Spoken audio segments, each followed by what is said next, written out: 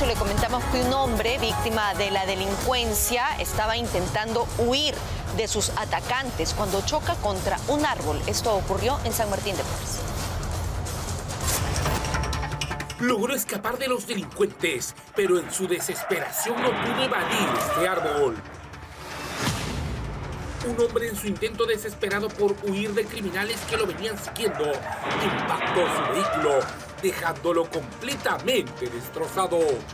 En las cámaras de videovigilancia se observa cómo la camioneta va a toda velocidad con dirección al árbol. Según información policial, la víctima era perseguida, por lo que tuvo que maniobrar peligrosamente por la avenida Santa María en San Martín de Porres. Vecinos comentan que dicha vía sería una zona estratégica para que los criminales puedan interceptar a sus víctimas de manera sorpresiva.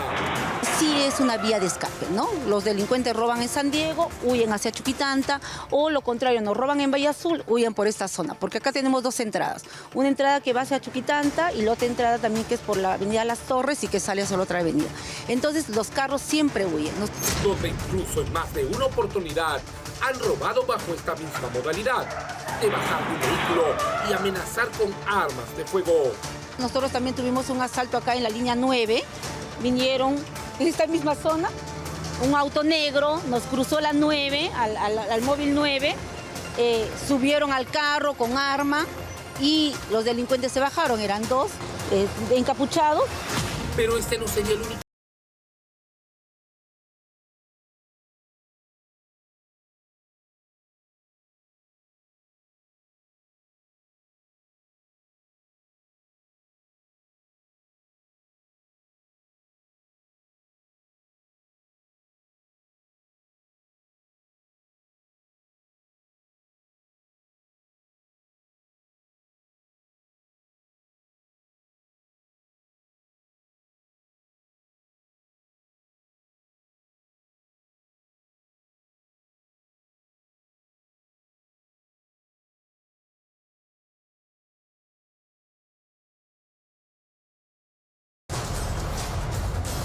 Bueno, y vamos también a ver lo que ha ocurrido con una pareja que fue asaltada. Esto cuando estaban bajando de su vehículo.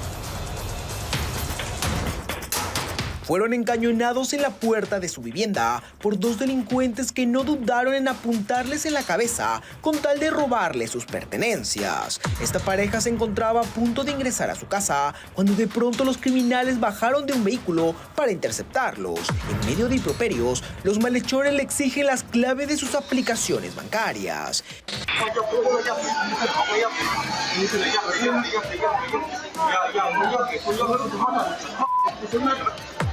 Estos fascinerosos habían aprovechado que no había vigilancia en ese momento. Habían dejado la reja abierta porque la persona que está en la noche da su ronda. Da 2 o 3 rondas en la noche y había dejado la reja abierta para que entren los carros. Y en ese transcurso de segundos se podría decir que ha entrado un carro. Entraron fingiendo que iba a visitar a un conocido y después de unas amenazas salieron con el botín en su poder.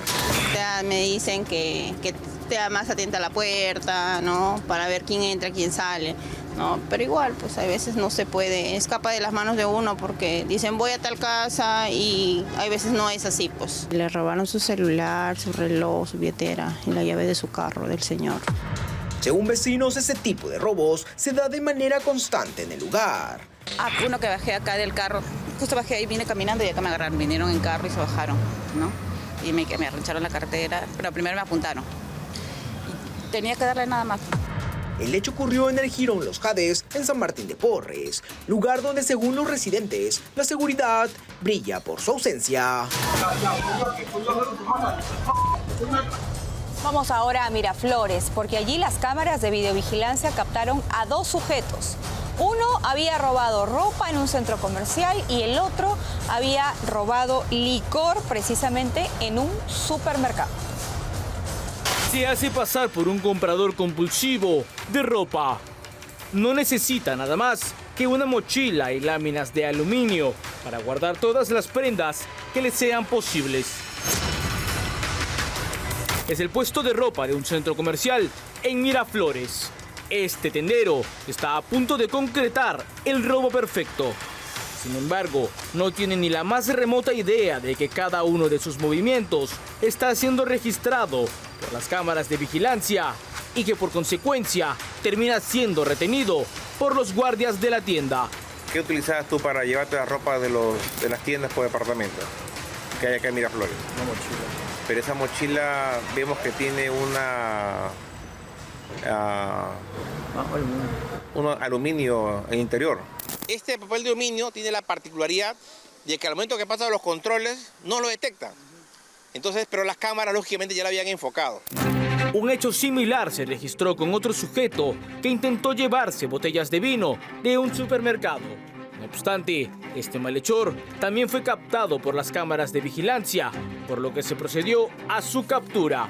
Gracias a las cámaras, gracias al apoyo que tenemos de estas empresas, gracias al aviso que nos dan, inmediatamente disponemos a la detención y hoy en día justamente están detenidos en la comisaría de Miraflores. Mucha atención con estos zampones que utilizan distintas modalidades para llevar a cabo sus robos. Si logra identificarlos, no dude en denunciar el hecho delictivo. Bueno, también vamos a ver el siguiente caso. Se trata de sujetos que hicieron un forado en una tienda de venta de motos. Se robaron 4.000 soles, pero al intentar llevarse también una scooter eléctrica, se activa la alarma y ellos salen huyendo por el mismo forado que habían hecho. No, acabo de abrir la tienda. Tremendo hueco. Hicieron un forado en la pared, se arrastraron por el suelo y robaron todo lo que pudieron en una tienda de motos. Se ha metido por acá. Reventaron la pintura de la A7. Y ahí estaban las 900 lucas. Hoy día iba a ser el depósito. Sucedió en una tienda dedicada a la venta de motos eléctricas en Ate, hasta donde llegaron 3 delincuentes a bordo de un auto rojo provistos de herramientas de albañería. Los zampones rompieron la chapa de la puerta principal, luego abrieron un hueco de 1 metro para ingresar a la tienda a robar. Técnicamente eran 3 personas, era un auto rojo. El conductor, una persona que entró a la tienda de Yanea y otra persona que entró al costado, a la tienda de al lado. Y realizaron el golpe ayer en la madrugada pensando que domingo no íbamos a ir a atender y recién nos íbamos a dar con la sorpresa el día miércoles. Claro, por el tema de los feriados, así que exacto. Estos mismos sujetos, semanas atrás, con el mismo modus operandi, habían ingresado al negocio de cerámica que queda al costado. En esta oportunidad, estos delincuentes se llevaron cerca de 4.000 soles, entre dinero en efectivo, una laptop de alta gama y accesorios de estos vehículos. El valor exacto de la laptop, y no lo tengo como tal, pero los 900 soles de efectivo. Y los accesorios que se han llevado están sumando alrededor entre 3 a 4.500 soles. Estos delincuentes, minutos más tarde, seguros que el sistema de vigilancia era vulnerable, regresaron en busca de los scooters. Ya no ingresaron rampando, sino que a pie, error que hizo que el sonido de la alarma los espante. Como ellos ingresaron gateando, pecho a tierra, no hubo el sensor de movimiento, no los detectó. Pero luego cuando ellos pensaron que han estado moviéndose y no ha habido sensor, pensaron de que no iba a haber problema. Así que ellos se han levantado para poder cargar la caja del scooter. Es ahí en ese momento donde ha sonado la alarma y se han ido corriendo.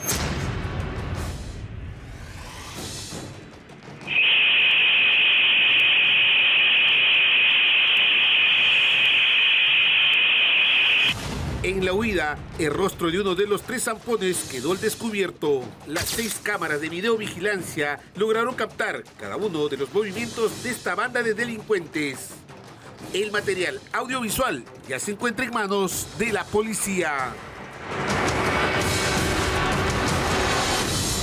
Van a ver a continuación ustedes la manera como este delincuente ataca salvajemente a una mujer para robarle el celular en plena vía pública. Ahí está, llegando este sujeto, se acerca rápidamente, todo sucede delante del niño además, le da con el arma para robarle el teléfono. Esta escena tan terrible ha sido captada por las cámaras de videovigilancia. Y también se ve, por supuesto, cuando huye del lugar junto a su cómplice, quien en todo momento lo esperó en su motocicleta. Esto ha ocurrido en Ayacucho.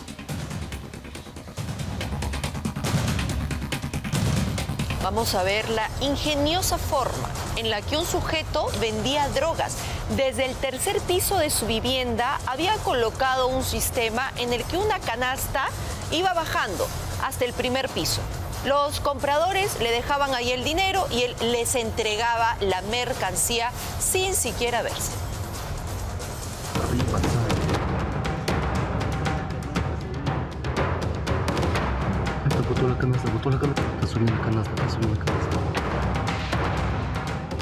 Vendía droga desde el tercer piso de una vivienda utilizando una canasta amarrada con una cuerda para recibir el dinero y luego enviar los paquetes de estupefacientes. Está haciendo la venta. Está mirando.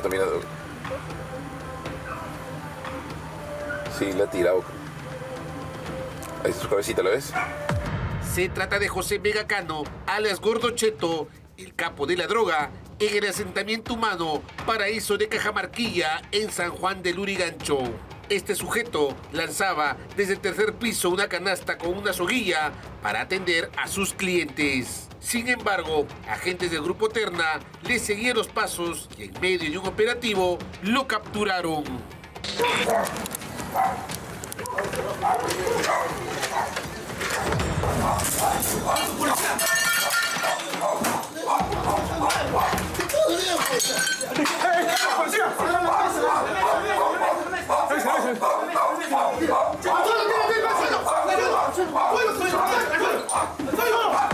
Alias Gordo Cheto, de 39 años, y su cómplice, Eduardo González Azabache, alias Chaval, fueron sorprendidos por la autoridad cuando tenían la mercadería lista para abastecer a los microcomercializadores de la zona. Este sujeto tenía una peculiar forma de operar a la hora de delinquir, ya que desde el tercer piso de ese inmueble pues lanzaba una canastilla sujeta a una soguilla donde pues entregaba la droga, así como recibía el dinero del comprador o consumidor. Toda esta droga que está acá, ¿de quién es? Mi muñeca, por favor. ¿De quién es la droga? Te voy a responder mi muñeca, por favor.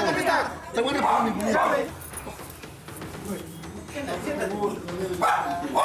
Procede allá la canasta por donde cual ellos realizaban la entrega de los envoltorios, al parecer conteniendo PVC. Además, era el principal abastecedor de droga de ese lugar, pero no contó que el Grupo Terna pues descubriría su modus operandi. Se sirva y tú tiras esto por la ventanita, mira, así, sí. Y ahí ponen la droga, así. Y ahí ponen la plata. Por eso te hemos intervenido. Porque venden drogas. La policía investiga cuántas personas estarían involucradas y desde cuándo operaba en este punto de venta.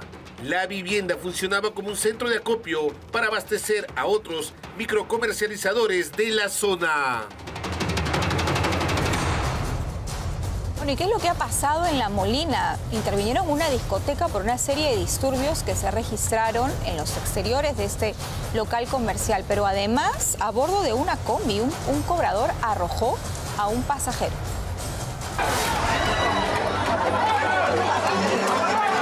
Calles convertidas en un ring de box. Puñetes, patadas y hasta botellas volaban por los aires a consecuencia de una gresca desatada dentro de una discoteca ubicada justo al lado de una comisaría.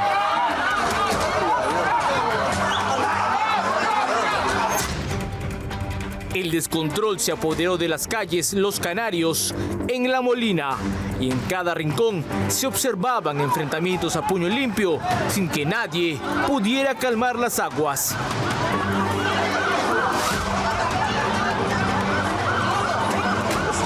A escena tuvieron que llegar efectivos policiales y agentes de serenazgo para restablecer el orden en este punto.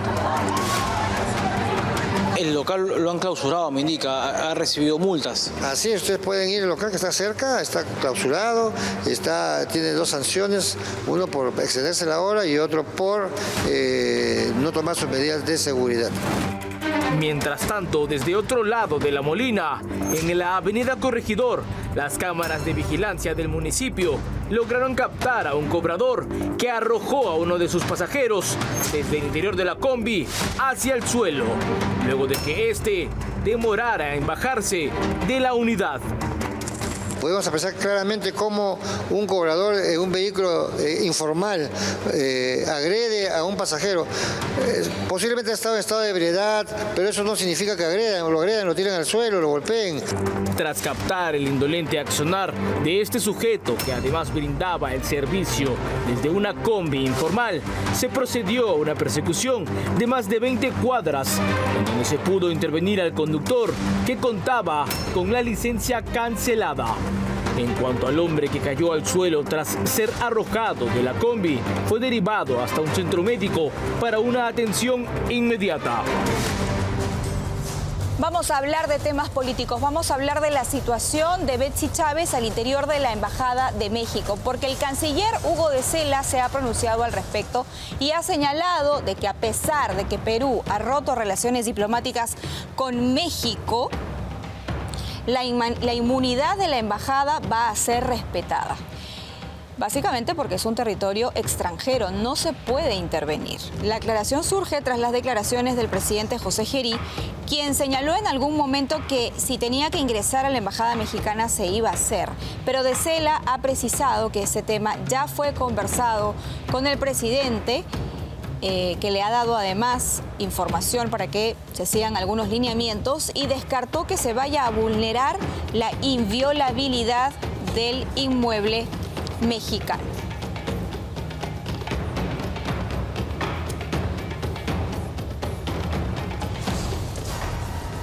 Y el día de ayer el presidente de la República dio una entrevista al podcast de Milagros Leiva.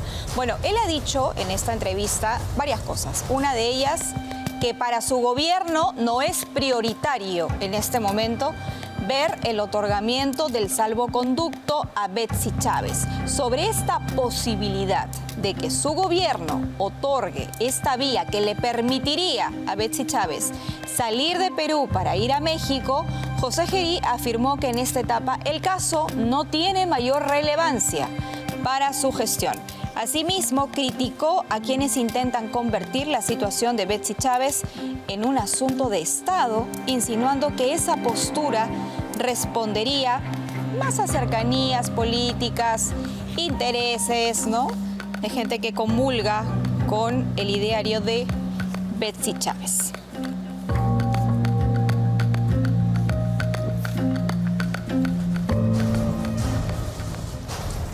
Hablando de Betsy Chávez, vamos a hablar de quien fuera su abogado Raúl Noblecilla. Bueno, él llegó a Tacna para participar de una actividad, pero sin duda no se imaginó lo que ocurrió en Tacna, porque le han gritado desde terruco otros calificativos también. Terruco de Noblecilla, en tu cara te digo terruco. Ni bien pisó la ciudad heroica, le mostraron su rechazo. Terruco, terrorista, defensor del delincuente Castillo, de ese profesor. Los únicos que se hicieron ricos Noblecilla fueron la familia Castillo. Ahí está, con el puño en alto, el abogado que ha sido expulsado de audiencias, del Congreso, y ahora nadie quiere ver en Tacna, Raúl Noblecilla. ¡Miserable! ¡Miserable! Tú le besarías a Fidel Castro. Mírenlo, acostumbrado al escándalo, a los exabruptos, a los insultos, sigue en el auto sonriendo. Solo como un perro este terruco, con 3 perros, solamente 3 perros lo siguen a este miserable. Noblecilla llegó hasta Tacna al cumplirse los 3 años del fallido intento de golpe de Estado. Quiso confundir a la población al hacerlo ver como un evento, cuando en realidad se trataba de un delito. Al cumplirse 3 años del golpe de Estado de la derecha, rindamos un justo homenaje, no solo a Betsy Chávez, sino también al presidente Pedro Castillo. Noblecilla llevó un discurso falso cargado de hambre de poder. Nos va a salvar es ejercer poder. Ya conocemos todos, o la mayoría de nosotros conocemos que salvo el poder, todo es ilusión. Noblecilla quiere que su partido llegue a Palacio dividiendo a los peruanos. Pues la derecha se tendrá que quedar tranquila y se tendrá que morder la lengua, porque vuelvo a repetir, el poder emana de nosotros, del pueblo. Y hay algo... Va de exabrupto en exabrupto, de groseras mentiras que no pueden pasar inadvertidas por el elector. Bueno, y Delia Espinosa ha sido inhabilitada por 10 años por el Congreso de la República. Bueno, ella ha dado una entrevista donde ha dicho, entre otras cosas, que a ella no le parece que Pedro Castillo haya cometido el delito de rebelión. Unas declaraciones que sin duda no han caído nada bien por lo que significan, pero además por quién era ella hasta hace tan solo unas semanas. Era la fiscal de la Nación. Y la ex fiscal de la Nación está diciendo que el presidente que quiso dar un golpe de Estado no hizo tal cosa. Cuando se da la lectura del señor del mensaje a la Nación por parte del expresidente Castillo, ¿no? Lamentablemente, bueno, eso de por sí podría ser considerado una infracción a la Constitución. Hoy tiene una mirada distinta de lo que fue el golpe de Estado. Y a mí se me ha estado viendo desde el inicio de mi gestión en noviembre del año pasado como un obstáculo, como un impedimento, un estorbo. Perdió soga y cabra, pero lo que no ha perdido es su capacidad de victimizarse, vendiéndose como una perseguida política del Congreso. Es Delia Espinosa lanzando sus dardos en una plataforma donde lo puede hacer con toda tranquilidad, es decir, con la denominada prensa alternativa. A mí se me quiso obligar el 16 de junio a que yo le entregue la Fiscalía de la Nación a la señora Benavides. Ese tipo de situaciones que vienen desde el Congreso, porque el Congreso nombra al defensor del pueblo, nombra a los miembros del Tribunal Constitucional. Una abogada que estaría tan desesperada por tener vitrina, que ahora, para ser escuchada por la izquierda más recalcitrante, es capaz de poner sus manos al fuego para defender al vacado expresidente Pedro Castillo. Cuando se da la lectura del señor del mensaje a la Nación por parte del expresidente Castillo, ¿no? Lamentablemente, bueno, eso de por sí podría ser considerado una infracción a la Constitución, porque la voluntad se expresó, se leyó. Pero sí, ahora ya que estoy fuera ya estoy como cualquier abogada, ya lo puedo decir. En realidad, en ese caso, nunca ha habido rebelión, porque nadie se alzó en armas. Lo que sucede es que yo no llevaba ese caso, lo llevaba otro fiscal supremo, pero igual yo no podía intervenir. Trata de no soltarse del lado de la legalidad, pero sus ganas de ser aceptada por este grupo la estarían cegando y obligando a que use formas verbales como el pareciera. Pero yo ahora sí, ya en el llano, puedo decir de que no hubo rebelión. Incluso el tema de la conspiración, yo tengo mis dudas, ¿no? Voy a revisar con más profundidad, pero pareciera que tampoco ha habido conspiración o no tendría sentido, ya que si no ha habido levantamiento en armas, entonces, ¿qué conspiración puede haberse dado, no? Sería como un delito imposible. Y por supuesto, no podía dejar pasar la oportunidad de acusarlos de mentirosos, solo porque la investigamos. Yo misma me puse en manos del Congreso y me dijeron que no tengo desbalance patrimonial. Aunque Willax lo siga diciendo y lo siga sacando, y Expreso y todos esos medios también que se portan de la peor manera, mintiendo. Una destituida fiscal de la Nación que amenaza con volver al Ministerio Público, pese a estar inhabilitada por el Congreso por 10 años. Yo voy a accionar de todas las formas. Voy a volver al Ministerio Público. Y más pronto de lo que piensa este poder político, que por ahora cree que se ha salvado. Por ahora. Esta es la verdadera cara de Delia Espinosa, que se sigue defendiendo con uñas y dientes y dejó las velas y los cánticos para alzar su voz a través de las redes sociales y junto a la llamada prensa alternativa. Increíble, ¿no? Que Delia Espinosa sostenga ahora que Pedro Castillo no cometió el delito de rebelión, no cometió el delito de conspiración. Con estas declaraciones tan benevolentes, el hecho de que no haya habido, que no se hayan alzado en armas, no quiere decir que esto no se haya concretado.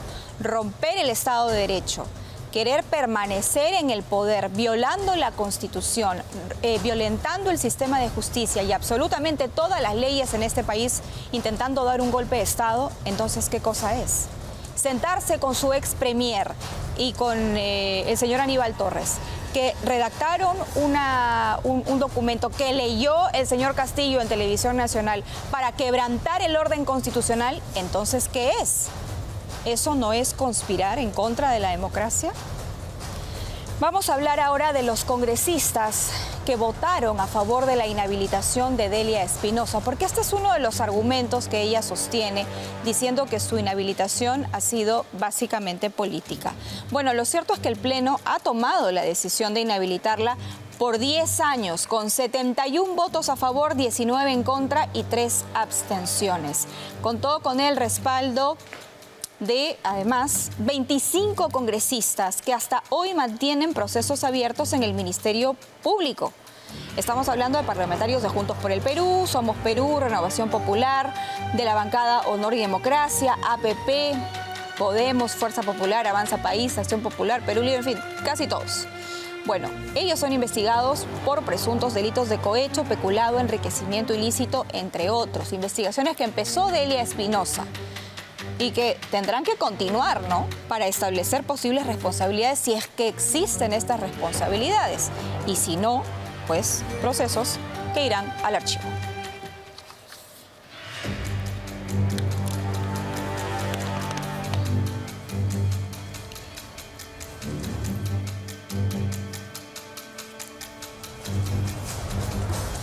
Con 23. Hablando de expresidentes, Dina Boluarte reaparece en la escena pública, pero esta vez como columnista.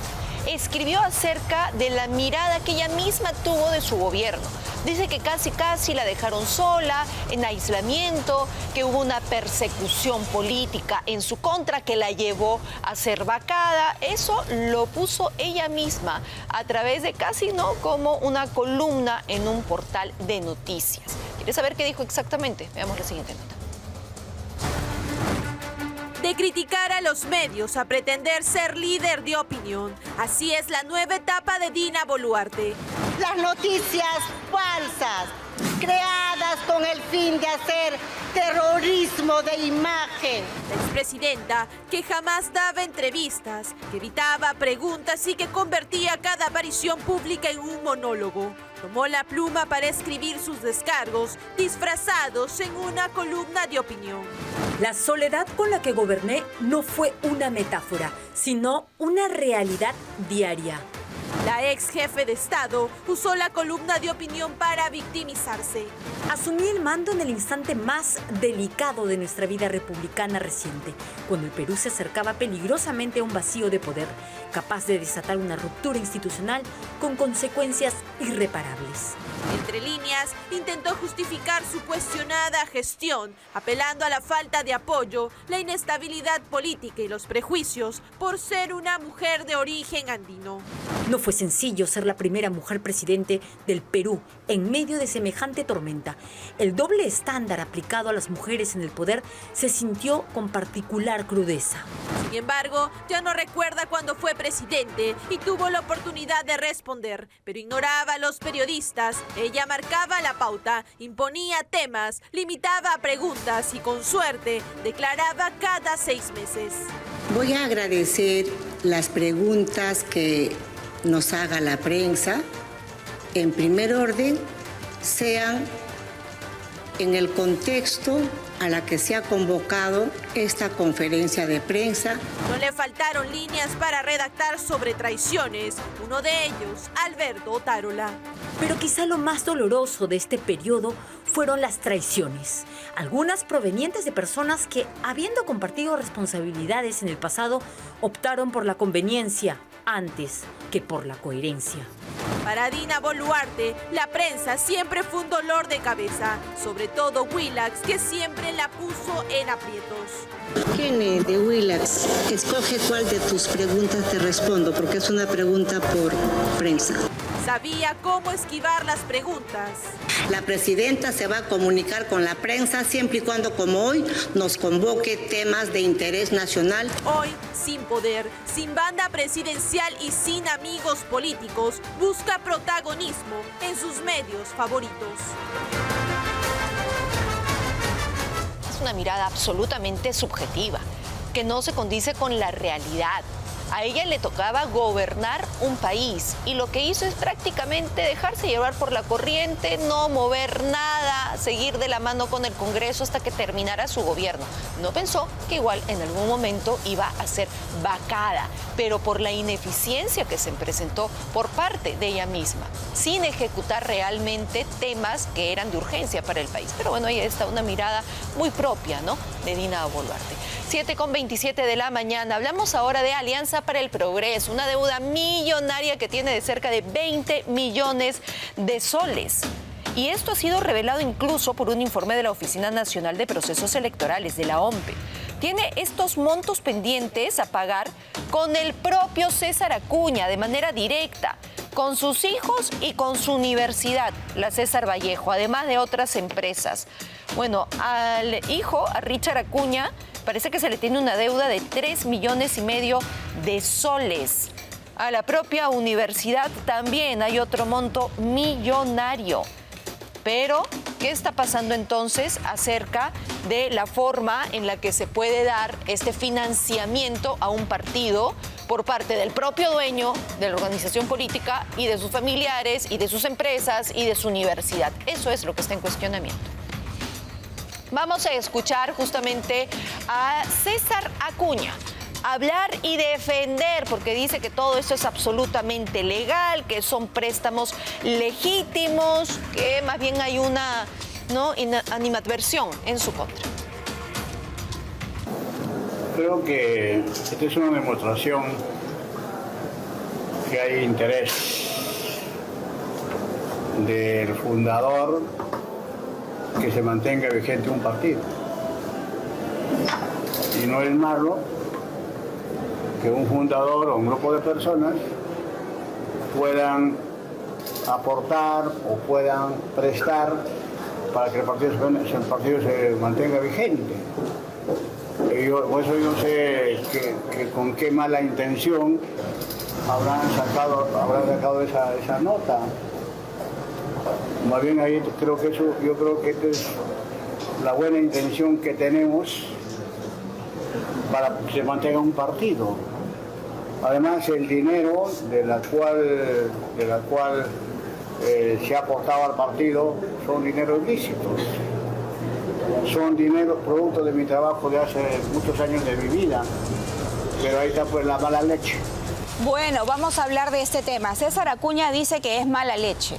Lo cierto es que hay como 20 millones ahí de soles que le debe APP a César Acuña, a sus hijos y a la propia universidad de César Acuña, César Vallejo. Vamos a conversar esta mañana con Elio Riera, vocero de APP. Doctor, ¿cómo está? Buenos días. Buenos días, Perla. Muchas gracias por la invitación. A ver, mala leche, digamos, es una manera también de minimizar esta especie de denuncia que ha salido el día domingo, ¿no? Es una deuda bastante grande, estamos hablando de cerca de 20 millones de soles. ¿Es regular que una persona como César Acuña, sus hijos y la propia Universidad César Vallejo le preste al partido de César Acuña esta cantidad de dinero, doctor? Bueno, yo respeto mucho los lineamientos para investigar, pero considero que Cuarto Poder en esta oportunidad no ha brindado del todo una información correcta. ¿Y por qué? Muy puntualmente. Esta declaración de préstamos está registrada ante SUNAT, ante las autoridades correspondientes estatales, y no es que date de este año, es una deuda acumulada. En el reportaje que he tenido el tiempo de revisarlo, claro, expone finalmente la deuda acumulada al año 2025, pero no dice de que son préstamos que nacen por lo menos desde el año 2015, 2016, es decir, una deuda acumulada. ¿Y bajo qué conceptos son estos préstamos? Claro, esto nace por una deuda consecuente de mutuos, de préstamos. que son directamente otorgados al partido político, ¿no? Préstamos para poder financiar las actividades del partido. Préstamos para poder solventar, en este caso, el desenvolvimiento del partido político. Y lo más importante es esto, tampoco hacen mención en el reportaje de Cuarto Poder que en ese momento la ley también permitía esto. Lógicamente después con las últimas regulaciones que se dieron a raíz de los casos emblemáticos, Lavajato y otros vinculados a Odebrecht, generaron también, como no, limitaciones a la ley. Pero en el caso concreto se presentan deudas acumuladas desde el año 2016. Entonces es una muestra del estado financiero que rige desde una deuda atrasada y declarada oportunamente. Deudas acumuladas desde el 2016, sí, pero que también incluyen años como 2024, 2025, 2023. Eso es muy importante porque justamente exponen en el cuadro comparativo como deuda del año 2024 cerca de 400.000 soles, lo cual sí está dentro del parámetro normal. Entonces, yo considero que tal vez debió de brindarse mayor información o por lo menos más completa y no solamente exponer el informe de manera parcial, ¿no? Lo que sí está dentro del parámetro normal, nos dice. ¿Qué es lo que está dentro del parámetro normal? Los límites que establece la ley, ¿no? Por un lado, sobre todo a los aportes que dan al día de hoy y lo más importante sobre las declaraciones que se tienen que dar, como está haciendo APP. Entonces, en el caso en concreto, ¿qué es lo que se tiene? Deuda acumulada y registrada desde el año 2016, 17, 18, 19 en adelante, que lógicamente ha sido declarada a la SUNAT y a las autoridades estatales donde no se percibe nada irregular. Y es más, el informe del OMPE tampoco concluye con respecto a la presunta comisión de algún ilícito administrativo o penal. Entonces es una muestra de un estado financiero que data del año 2016, de fuente pública y abierta. Es decir, APP no ha negado nada. Ahora, si los aportes no fueran a través de préstamos, sino más bien, o si el dinero, mejor dicho, no provendría de préstamos, sino más bien de aportes, APP sí tendría limitaciones. Claro, en la actualidad, ¿no? Tal cual establece la ley de financiamiento de partidos políticos. Exacto. Entonces, ¿por qué no hacerlo a través de aportes? Siguiendo la ley, por lo menos lo que concierne al periodo en el que ya estaba vigente esta nueva ley de financiamiento de partidos políticos, en aras de mostrar transparencia, en aras de que todo esté claro y establecido. ¿Y por qué seguir haciéndolo a través de préstamos? Es que ya no lo hacen a través de préstamo, es una deuda acumulada. Pero me dice que hay un monto como de 400.000 soles. Que está válidamente declarado como aportes. Entonces, generan deuda. El error que... Eso es aporte y no es préstamo, claro, 400.000 soles. Exacto, cerca de, en el reportaje que he visto, en este caso, en esta casa televisiva, es justamente un estado financiero de la deuda al día de hoy presentada como aporte, lo cual es válido. El problema que exponen es que desde el año... exponen como resultado del año 2025 una deuda de aportes de cerca de 20 millones y eso no es exacto. Entonces lo que es exacto es que al día de hoy APP rige finalmente el cumplimiento de la ley en función a los aportes declarados como corresponde, porque si no es delito y existe un pasivo del año 2016 por deuda acumulada, no, en este caso no pagada hasta el día de hoy, una deuda que finalmente atrasa con respecto a los lineamientos del partido político como resultado final, pero está declarado. ¿Esos 400.000 soles aportes de quién? Es lo que yo he visto finalmente en este reportaje periodístico y no, finalmente... Pero usted es el vocero del partido, pero debe esos 400.000 directamente te lo digo, el Estado de... peruano también genera, en este caso, aportes a los partidos políticos y todo está debidamente registrado ante la OMPE. Y eso no es observado por la OMPE porque el mismo Estado lo da a todos los partidos políticos. El problema data con respecto a la deuda del año 2020. Claro, si suman todo y lo presentan como si fuera un aporte, resultaría algo pues equivocado, pero es así, es información inexacta que entiendo de manera involuntaria había presentado Cuarto Poder. Ya, pero se supone que ahora ya tenemos reglas mucho más estrictas. Los aportes tienen que estar inscritos, por ejemplo, en un libro contable de la OMPE, tienen que ser bancarizados absolutamente todos, tienen un tope además, me parece que son 250.000 soles por aportante, y lo más como máximo. Y lo más importante es que OMPE no registra ninguna observación con respecto al año 2025. O sea, el problema es deuda acumulada al año 2025. Y en los esquemas que presentan en este caso Cuarto Poder de manera involuntaria, voy a pensar de buena fe, es que no detallan que es deuda acumulada. Ese es el error. No, pero la ley de financiamiento de partidos al día de hoy sí. ¿Cuándo está vigente? Desde el año 2000, a raíz de los casos emblemáticos de Lavajato con las jurisprudencias emitidas, todo tiene que ser debidamente registrado, bancarizado. Por eso es antes del 2024, pues. Y usted me acaba de decir esa mañana que tiene un monto ahí de 400.000 del año pasado. No. Lo que presentan que es deuda acumulada al año 2025 y colocan como sumatoria el año 2024 cerca de 400.000 soles. Lo que tendría que hacer APP, en este caso, es reiterar la información que está presentando y en este caso Cuarto Poder tendría que decir cuál es el cumplimiento de la normativa, si todo está bancarizado. En la información que ustedes han presentado, todo está bancarizado. El cuestionamiento por los 20 millones que daría o sugeriría que son del año 2025 no es así, ¿no? Ya, ahora, esto es regular, digamos, que el dueño del partido, que además es dueño de una universidad, saque plata de su bolsillo, saque plata de la universidad, los hijos también sacan la plata y lo meten al partido político. ¿No podría esto entenderse como una especie de, no sé, conflicto de interés, falta de transparencia? Porque finalmente no se sabe claramente cuál es el flujo de dinero. Es muy buena tu pregunta, pero en realidad sí se conoce el flujo de dinero porque es deuda bancarizada y declarada, ¿no? Entonces tiene que existir trazabilidad bancaria. Es por eso que ni la Unidad de Inteligencia Financiera, ni la Fiscalía de Lavado de Activos, nadie ha detectado nada porque es deuda con trazabilidad bancaria. No es nada irregular, proviene de fondos correctos y privados que están debidamente declarados y pagados los impuestos. Entonces, con respecto a alguna ilegalidad, no. Al día de hoy, ¿esta información representa algún incumplimiento de normas? Tampoco. ¿Algunas de las personas antes señaladas están siendo denunciadas por lavado de activos? Tampoco. Entonces, no hay nada irregular con respecto. Doctor, pero 20 millones de soles es un número importante, ¿no? Pero es una o sea, no estamos hablando de que el dueño del partido, que también es dueño de la universidad, digamos, metió 1.000, 2.000, 3.000, son 20 millones de soles. Yo tendría otra lectura, ¿no? Es una lectura válida, pero tendría otra lectura. En este caso, personas, en este caso vinculadas directamente a APP, contribuyen con el partido político porque quieren que el partido político continúe con el desenvolvimiento político. Y esta información data del año 2016, 17, 18, debidamente registrada, bancarizada. ¿Y de dónde ha salido toda esa plata?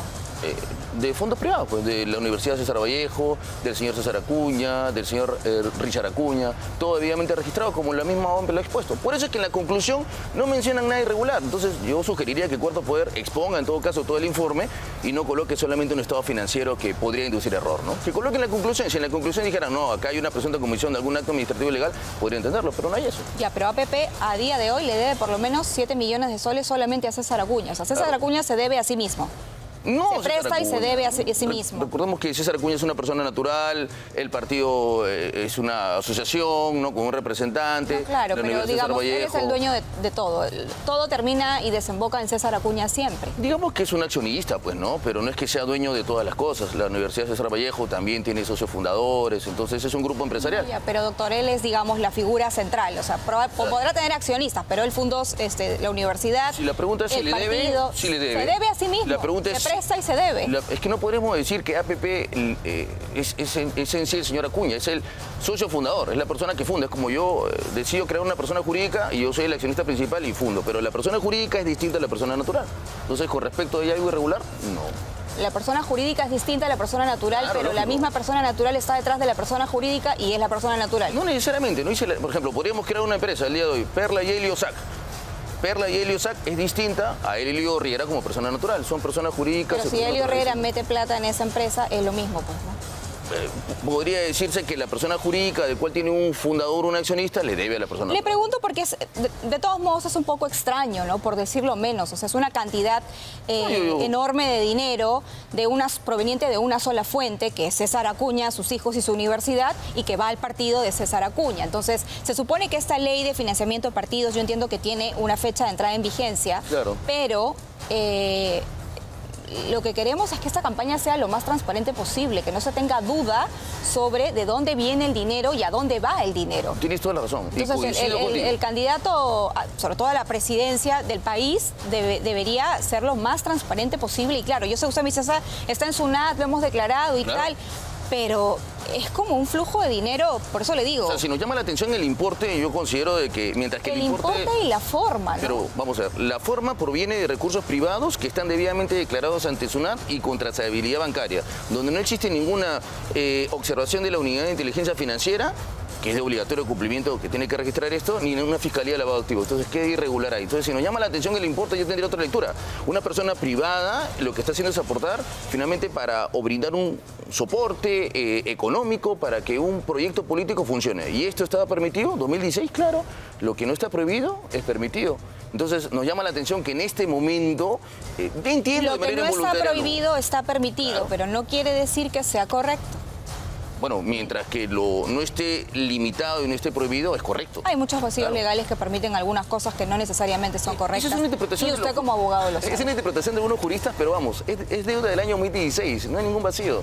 El 2016 no está regulado, tú mismo lo has mencionado. Después, con los casos Lavajato, 2021, 22, 23 se reguló. Entonces, si es 2016, 17, 18 y está registrado y bancarizado y está en la OMP, ¿cuál es el irregular? Por eso, pero el 2017, 18, 19, 20, 21, 22, cuando ya había la ley de financiamiento...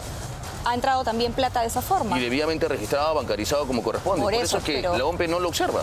La OMPE no observa. Si revisamos la conclusión, yo le invito a que tu equipo periodístico... Ese era mi punto, doctor, porque si ya estaba la ley de financiamiento de partidos políticos vigente, entonces ¿por qué seguir haciéndolo a través de préstamos que, digamos, no tiene un control, un seguimiento, cuando ya existe esta ley? Y si fueran aportes, pues tendría que haber un límite, tendría que ser transparente, tendría que estar bancarizado. O sea, es como si... Da la impresión de que APP o César Acuña, que al final es lo mismo, se saltan la norma de alguna manera o encuentran el huequito para no rendir cuentas. Eso no es así, porque el informe que expone, no esta casa televisiva, sino Cuarta Poder, lo que hace es expone solamente un estado financiero. ¿Por qué no colocan todos los estados financieros? Entonces, no es así. Todo ha sido procedimiento regular, ha sido bancarizado, declarado ante SUNAT. La SUNAT no ha identificado nada. La Unidad de Inteligencia Financiera tampoco. Fiscalía, vamos, 2016, 17, 18, 19, 20, 21, 22, 23, 8 años y que no haya identificado nada. O no hay nada, o es que en este momento recién lo están informando, no esta casa televisiva, sino Cuarta Poder, de manera involuntaria, dando a entender de que habría algo ilegal y no es así. Bueno, vamos a hablar un poco de Juan José Santibáñez. Claro. Él estaba candidateando, o está, usted nos aclarará esta mañana, al Senado, ¿verdad? Sí, claro. Por APP, pero por ahí ha salido alguna información de que su candidatura está en evaluación. No, lo habíamos conversado acá, tuve la oportunidad de comentarlo y anunciarlo aquí en este programa televisivo. El doctor Santibáñez ha sido invitado, tiene el número 5, ha estado en la presentación, en este caso del partido, por lo cual también quiero aprovechar este medio para poder saludar y felicitar a todos los militantes por estos 24 años. ¿Está en evaluación o no está firme? Él va con el número 5. Va con el número 5, es un invitado y finalmente considero que es una alternativa muy importante para esta actividad política que se viene. ¿Cómo no? El hermano del señor César Acuña, Óscar Acuña, ¿verdad? Sí, claro. Está implicado en una investigación bastante importante y grave donde se señala que él habría favorecido a unas empresas para que pudiesen ser parte del programa Caliwarma, con toda la desgracia que Caliwarma ha significado para este país, llevándole comida podrida a los niños más pobres del Perú. ¿Dónde está él ahorita? ¿Está rindiendo cuentas a la justicia? ¿Cuál es su situación legal? Está en su casa. Yo pude revisar tuve conocimiento de esta investigación del doctor Reinaldo Avia, que es uno de los mejores fiscales. Coincido con él en muchas oportunidades, pero en esta oportunidad no, jurídicamente hablando. ¿En qué no coincide? En que postular una prisión preventiva con estos elementos indiciarios mínimos finalmente resultó algo adverso para él. La justicia determinó que no corresponde otorgarle prisión preventiva. Es más, ni siquiera otorgaron comparecencia con restricciones, dijeron, ¿no? Comparecencia simple. Cuando Fiscalía lo llame, declare. Entonces, si no existen graves y fundados elementos de convicción, ¿por qué sigue la regla de tratar de meter a la cárcel a las personas? Yo no digo que no se investigue, que se investigue, claro que sí. Coincido contigo con el programa Caliwarma, claro que sí. Pero vamos, llevar o tratar de llevar a la cárcel a una persona cuando no existen graves y fundados elementos de convicción, volvemos a lo mismo, ¿no? No, un chisme llevó finalmente a que lleváramos a la cárcel a Elio Riera. Está mal, eso es incorrecto. Ya, pero para el fiscal sí habían fundamentos. Por eso ha pedido la prisión de 18 meses. El juez ha tenido una opinión diferente. El juez le ha dicho que no, en este caso, al señor Reinaldo Avia. También como le dijeron que no en su oportunidad en el caso Ángeles Negros, donde también pidió prisiones preventivas y no se dio. Yo tuve la oportunidad de defender en ese caso, por lo menos algunos patrocinados míos. Entonces, que la justicia haga su trabajo, que investigue, pero finalmente saludamos lo que ha hecho el Poder Judicial, quien ha determinado que corresponde que tenga comparecencia simple. El señor está en su casa, no se ha fugado y cumpliendo con lo que dice el Poder Judicial. Bueno, doctor, muchas gracias. Ha sido Elio Riera, vocero de APP. Muchas gracias, Perla, por la invitación. 20 millones, doctor, es un montón de plata. Bueno, está todo registrado, encantado te lo puedo hacer llegar y lo volvemos a conversar, no hay ningún problema. Nos puede hacer llegar ahí el Estado. No hay ningún problema, yo sí me comprometo a enviar toda la documentación que le han enviado de manera involuntaria, Cuarto Poder, encantado de hacerlo. Bueno, gracias, doctor, por estar esta mañana con nosotros. Vamos con más información. Son las 7 de la mañana con 44 minutos. Vamos a hablar ahora de el fiscal Henry Amenábar, precisamente, ese fiscal que cayó la semana pasada cobrando una coima, ¿no? De acuerdo a lo que han dicho las autoridades, en un centro comercial de Lima. Bueno, resulta que este señor ya había, según lo que dice la persona que venía siendo extorsionada por ese fiscal, ya le había entregado algo a cambio para que lo ayude en el proceso. Una joya, un reloj, ¿de qué se trata? Vamos a verlo. ¿Habla de su saco? ¿De dónde ha sacado el dinero que ha exhibido usted de forma voluntaria? ¿Dónde es? Por favor, indique usted. ¿Dónde es?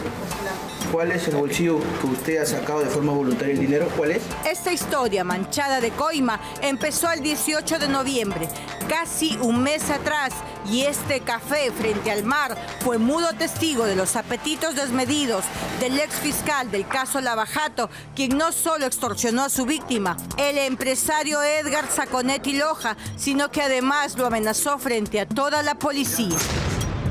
Yo temo por mi vida y la de mi familia. Y si llegara a pasar algo a mi familia o a mí, yo le culpo directamente al señor Henry Amenábar Almonte o a su entorno, porque no es la primera vez que me amenaza, porque ya me amenazó en la primera reunión que tuve con él, en el Café Lucio del Arcomar, donde él me dijo amenazándome: o pagas o problemas. 2194. Como todo delincuente, Amenábar estudió desde hace tiempo a su víctima. Conocía de sus movimientos bancarios, sus viajes y hasta del reloj que usaba. Me dijo: bueno, vamos al punto. ¿Usted se ha dado cuenta que mi superior no quiere sobreser? Y me preguntó: ¿cuánto crees tú que vale que no tengas antecedentes y problemas judiciales? Nada podía salir mal, pero todo fue grabado por terceras personas desde hace meses. Y antes de ser llevado al penal de Piedras Gordas, Amenábar, conocedor de lo que le esperaba, mirando la cara de su extorsionado, lanzó su última amenaza: ya vamos a ver.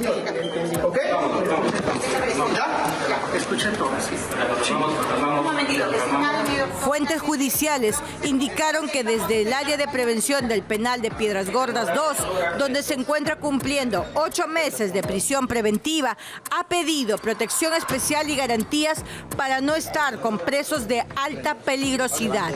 Teme por su vida. El delito de cohecho por el cual es acusado está penado con una pena máxima de 15 años de prisión.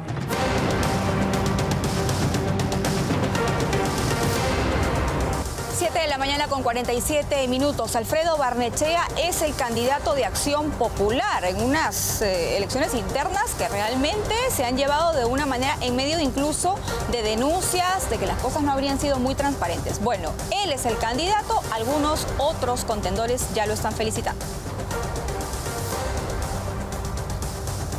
Salen todos estos rumores que no dejan de ser rumores hasta que no se compruebe lo contrario, ¿no? Ganó Alfredo Barnechea y Acción Popular se dividió.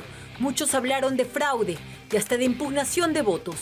Hoy ya nuestro candidato presidencial es Alfredo Barnechea, al cual felicito. Felicito también a Julio Chávez por la buena votación que han conseguido. Y el camino está parejo, está llano. A pesar de las denuncias de los niños malos de Acción Popular, el congresista Edwin Martínez se lava las manos y asegura que es solo pura envidia. No tiene argumentos legales, jurídicos, técnicos como para sustentar su tesis de los niños. Eso está clarísimo. Lamentablemente, propios y extraños le han tirado barro al grupo denominado los niños, dentro del propio partido, injustamente. Edwin Martínez libró esa denuncia, pero tiene su propio pasado, como cuando fue denunciado ante la Comisión de Ética por violencia de género, frente al caso de abuso sexual de una trabajadora y su inapropiada declaración al decir que debió controlarse y no tomar tanto. Se deben individualizar a ese grupo de los niños. A mí me habían involucrado en este tema. Sí. Cuando voy a rendir mi manifestación, no sabían dónde estaba Edwin Martínez. Hay una lista ahí de algunos congresistas, puso a trabajar a fulano de tal cosa, tal. ¿Y Edwin Martínez dónde está? No estaba. Entonces, una denuncia fiscal debe tener un argumento técnico, legal. Totalmente de acuerdo. No dañe la imagen de las personas así nomás por así. El congresista confirmó que Víctor Andrés García Belaúnde y Mari Carmen Alba irán al Senado. A regresar lo mío, yo tengo un pequeño negocio de yogur, fabrico yogur, mermelada, maja blanco, papitas fritas, habitas. Voy a regresar lo mío y voy a ir a la Chaco. ¿Yogur en dónde? Claro, en Arequipa, en Majes. Ah. Una pequeña fábrica. ¿Cómo se llama su empresa? Haga su cherry. Pero la Lampa pasará la valla. Martínez le pide a Barnechea bajar el ego. Si el correligionario Barnechea le baja un poquitito la revolución a la soberbia y se convierte en un ciudadano común y corriente, humilde, sencillísimo, soy plenamente convencido. Pero le está pidiendo que sea otra persona. Tiene que cambiarlo. La historia política de Martínez no ha terminado. Ahora piensa en las elecciones de gobierno regional y municipales. Bueno, y luego de conocer el resultado de las elecciones internas de los partidos políticos, son 37 candidatos presidenciales los que tenemos. Y entre esos 37 candidatos hay 4 mujeres. Conozca quiénes son. Son 4 mujeres que tienen la misión, en caso lleguen a la presidencia, de reivindicar la imagen de una mandataria. Esto tras la frivolidad y opulencia que dejó el gobierno de Dina Boluarte. Me han dicho que me tengo que bañar en aceite. No, me baño en manteca. Keiko Fujimori necesita creer que la cuarta es la vencida. Una vez más, la lideresa de Fuerza Popular buscará ocupar el sillón que alguna vez fue de su padre. En las 3 últimas elecciones llegó a segunda vuelta. Ahora, en unos comicios más fragmentados, la lucha contra la inseguridad ciudadana es su caballo de batalla. Me lanzo solo a la presidencia. No al Senado, porque no quiero premios, consuelos, porque no quiero ni necesito inmunidad. Fiorella Molinelli fue elegida candidata presidencial en Fuerza y Libertad. Su discurso se enfoca justamente en reivindicar el rol de una mandataria y diferenciarse de sus rivales. La plancha presidencial la completan Gilbert Violeta y María Pariona. Yo no voy a traerle a mi país chatarra ni diésel. Yo quiero ser una presidenta que gobierne para todos los peruanos, trayéndole lo mejor. La exministra y excongresista Marisol Pérez Tello fue oficializada como candidata presidencial por el partido Primero la Gente. Junto a ella, completando la lista, están Raúl Molina Martínez y Manuel Hato Carrera. Finalmente, el arma secreta del Loco Moche es su hermana Rosario Fernández Bazán. Ante la suspensión del prófugo exalcalde de Trujillo, el partido Un Camino Diferente dispuso que una mujer sea la candidata presidencial en las elecciones 2026.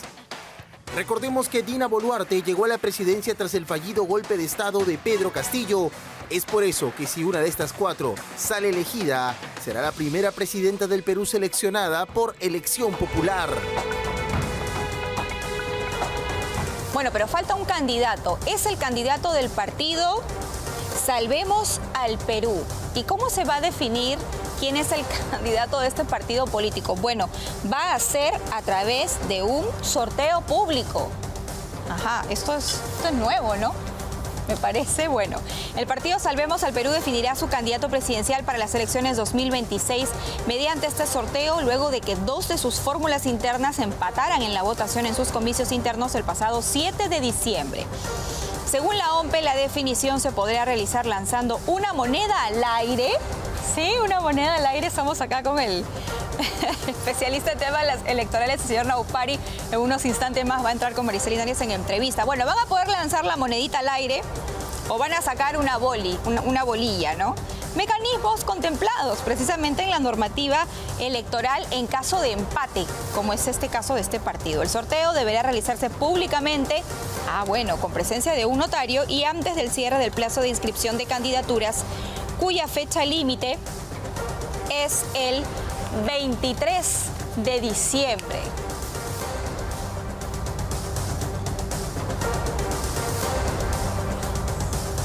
Vamos ahora a hablar de otro partido, del APRA. Enrique Valderrama es el candidato que ganó en las internas de esta agrupación política. Bueno, ha propuesto él recortar a la mitad el presupuesto del Congreso de la República. Su objetivo, según ha dicho el candidato Valderrama, es devolver parte de estos recursos al pueblo y promover un parlamento más austero y sensible ante la crisis institucional. La medida busca un nuevo equilibrio entre las instituciones y atender las necesidades ciudadanas en un contexto de malestar popular por el gasto legislativo. Sin embargo, esta propuesta requeriría la aprobación del propio Congreso y un amplio consenso político, lo que podría, por supuesto, dificultar su aprobación, su implementación y todo, ¿no? Un poco difícil que el siguiente Congreso apruebe recortarse el presupuesto a la mitad.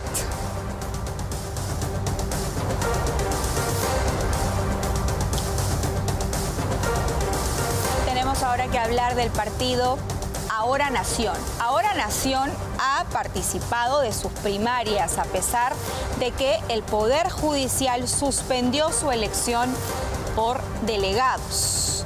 Lo hizo el 7 de diciembre y bueno, según la explicación de la OMPE, la suspensión aún no tiene efecto. porque el Jurado Nacional de Elecciones no se ha pronunciado al respecto. Ese es el partido de López Chau, ¿verdad? En consecuencia, la formación decidió seguir adelante con el proceso interno para definir sus candidatos rumbo a las elecciones generales del año 2026.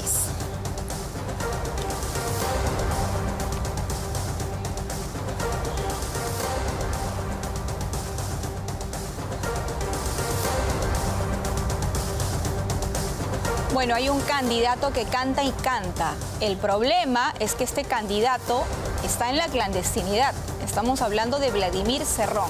Lleva ya buen tiempo, ¿no?, fugando de la justicia. El presidente José Geri dijo ayer en una entrevista que parte de la gestión de su gobierno es prioritario poner a derecho a estos prófugos de la justicia. Bueno, Vladimir Cerrón le ha contestado así. En el viento, un mensaje celestial. Los sapos le hablaron y grabó su verdad. Para hablar de este tema y otros ya se encuentra en estudio el especialista en temas electorales José Naupari con Maricel Linares. María, adelante. Así es, Perla, porque vamos a conversar sobre todo lo que ocurre con miras a las próximas elecciones. El doctor José Naupari nos acompaña, experto en temas electorales, y vamos a arrancar por lo que acabamos de ver. Doctor, buenos días primero, gracias por estar aquí con nosotros. Vladimir Cerrón es la gran incógnita y el gran cuestionamiento que tenemos. Un prófugo de la justicia que la enfrenta, ¿no?, que sabe que no va a ser ubicado, por lo menos en el corto plazo aparentemente, y que tiene estas miras de ser candidato. ¿Por qué tiene esa libertad de serlo pese a esta mochila judicial incluso que carga? Claro, lo que ocurre es que formalmente hablando, tú puedes estar o tú podrías encontrarte impedido en función a una sentencia. Estar prófugo de la justicia, formalmente hablando, no es una sentencia, es una medida provisional. Él está todavía siendo procesado. Recordemos que las sentencias que él tenía ya han sido revocadas, anuladas, sea por algunas sentencias del tribunal y posteriormente por el Poder Judicial. Al día de hoy solo está procesado, por eso es que no tiene impedimento. Sin embargo, si es que él ganara la elección en el hipotético y lejano caso, creo yo, ¿qué ocurriría? No podrían entregársele las credenciales. Tendría que ser proclamado como, pero no podrían entregársele las credenciales, tendría que ser el primero o la primera vicepresidenta, no recuerdo quién es la que sigue en la lista, que tendría que asumir provisionalmente la presidencia de la República. Es decir, es más un saludo a la bandera, a la imagen, porque él mismo no podría ejercer funciones. Tratando prófugo de la justicia, no. Entonces, ahí lo que estamos viendo es simplemente las ganas de Vladimir Cerrón de querer seguir en esa posición, ¿no? Mírenme porque nadie me puede tocar hasta ahora. Claramente lo que señala Cerrón. Pero también hay otro tema que ha sido tocado el día de hoy en el programa, lo que está ocurriendo con Ahora Nación de Alfonso López Chau, porque los propios militantes denunciaron que había irregularidades internas, que no se les avisó, que iba a haber elección de delegados, que iban después a elegir quiénes iban para, sobre todo las presidenciales. ¿Qué figura existe ahí? Porque el Poder Judicial ha mencionado, bueno, acá se suspende, pero ya es un hecho que llegó a concretarse. Claro, efectivamente, la decisión del Poder Judicial, o sea, la medida cautelar del Poder Judicial es inejecutable, habida cuenta que lo que buscaba, esta foto que circuló en los medios de comunicación, ¿no?, lo que se buscaba era suspender la elección de los delegados, pero la decisión había sido emitida el 3 de diciembre y la elección de los delegados fue el 30 de noviembre. En consecuencia, ya evidentemente no puedes matar un muerto, ¿no? Entonces, en ese orden de ideas, esa medida cautelar era inejecutable. En todo caso, una vez que se presenten las candidaturas o la lista de candidatos a los jurados especiales, vamos a ver si es que eventualmente alguna de estas personas que se fue en amparo plantea una tacha. Y ahí de por sí se genera un inconveniente, o en todo caso un debate muy interesante para el jurado especial, porque es cierto, uno de los supuestos para plantear una tacha es la contravención a la ley de elecciones políticas, que regula el tema de democracia interna. En consecuencia, el jurado especial en principio tiene la competencia. Pero por otro lado está la norma que te dice que tú no te puedes abocar a un procedimiento pendiente de ser resuelto en vía jurisdiccional. Y este tema ya se judicializó en el amparo. Con lo cual también podría el jurado especial decir, bueno, tú te fuiste por otro camino, te adelantaste, así que lo debatirás ahí y yo ahora ya en tacha miro de otro lado. Y ahí queda el tema también. Vamos a ver qué decide el jurado especial si se presentase una tacha. Porque esto parece que va a ser el siguiente camino. Los militantes no están conformes, no están de acuerdo con las funciones ejercidas por el Tribunal Electoral Nacional del propio partido. Y eso significa que cada decisión que se tome va a ser por lo menos cuestionada y, de acuerdo a lo que vemos, denunciada de manera formal, legal. ¿Eso qué significa exactamente? No, claro, es que nuevamente el tema al día de hoy tendría que canalizarse eventualmente a través de tachas, ¿no? Porque ya a estas alturas del partido más no se puede hacer. Aparte que también tendríamos que recordar que fue el propio Congreso cuando termina bajándose las PASO y restableciendo casi el marco normativo anterior que dijo la elección de los delegados está a cargo del propio partido. El sistema electoral va a intervenir solo si es que le piden asistencia. Y intervendrá después cuando le presenten la lista hasta el 23, no necesariamente el 23.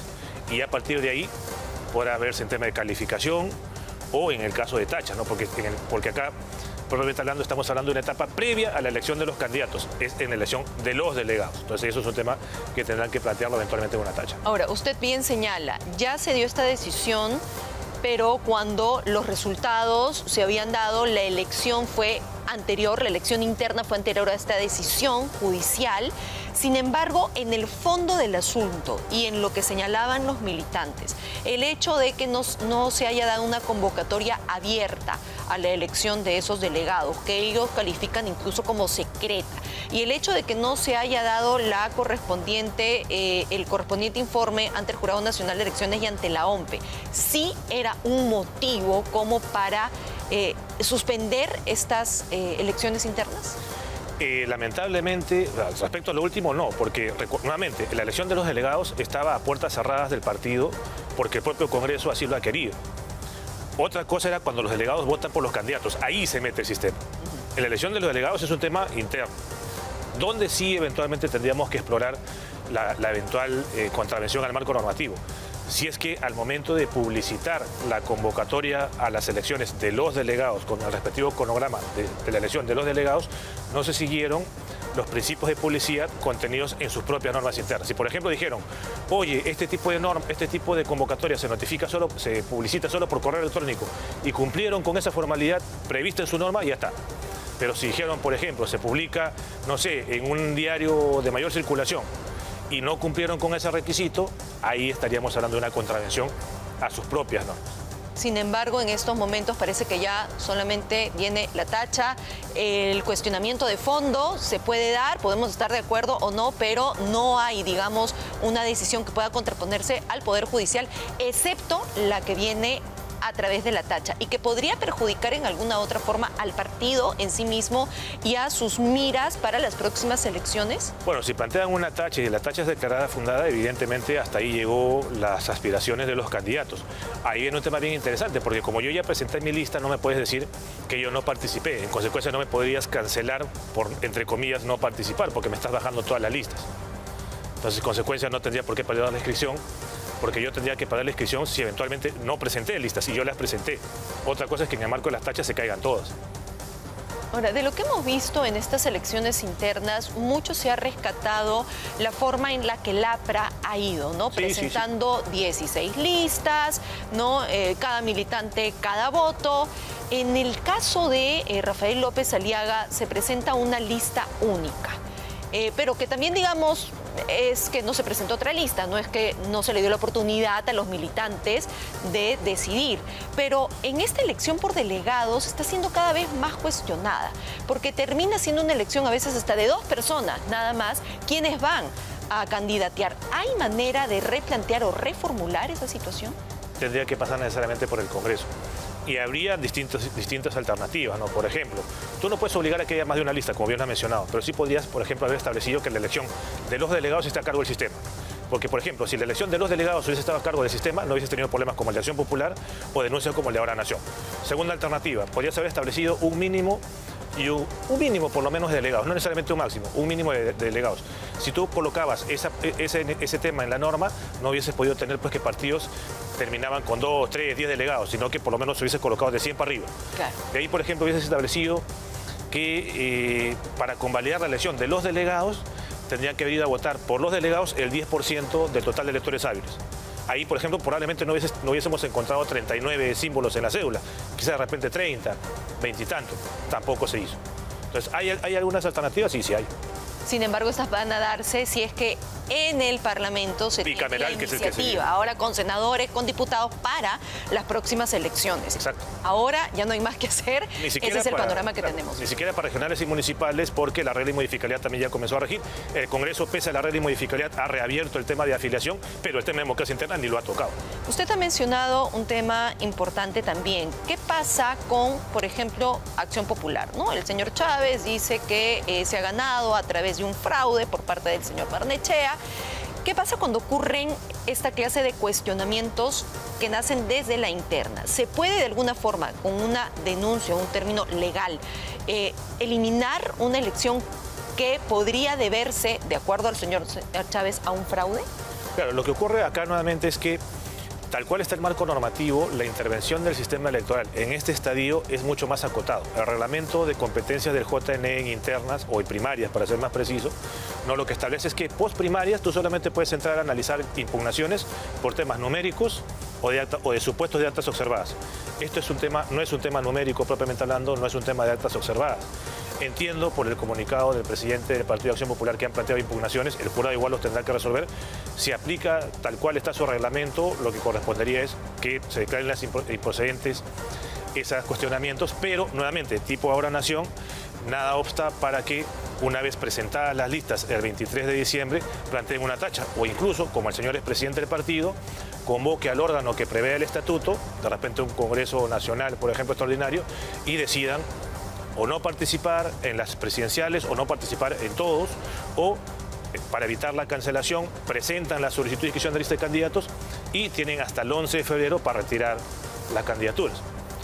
Entonces tienen distintas alternativas. Por ejemplo, bajo esa mirada, ¿no? y de los tiempos y de los plazos que usted habla, ¿qué pasa si ocurriera un caso como el de la renuncia de Philip Patters, pero ya terminadas las elecciones internas? Es decir, algo sucede dentro de mi partido con lo que yo no estoy de acuerdo, ya me eligieron, pero yo renuncio.